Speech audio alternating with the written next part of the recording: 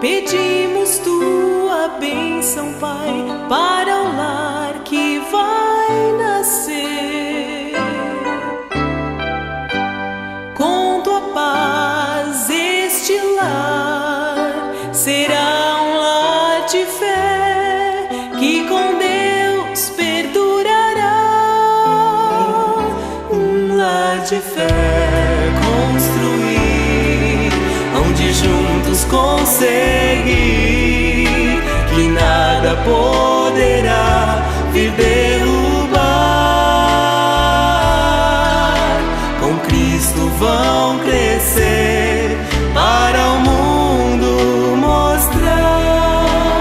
Bom é o lar com Jesus.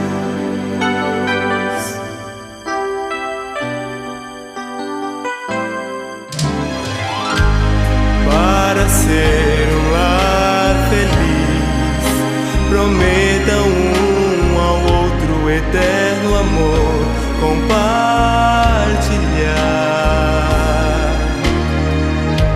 Sendo assim, neste lar, que habite a paz do céu, refletindo o amor de Deus.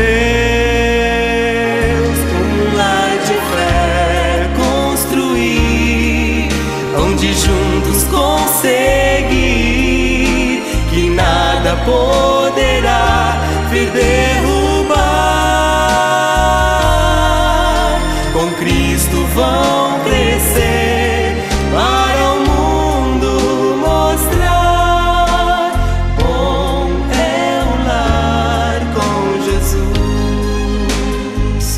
Um lar de fé construir, onde juntos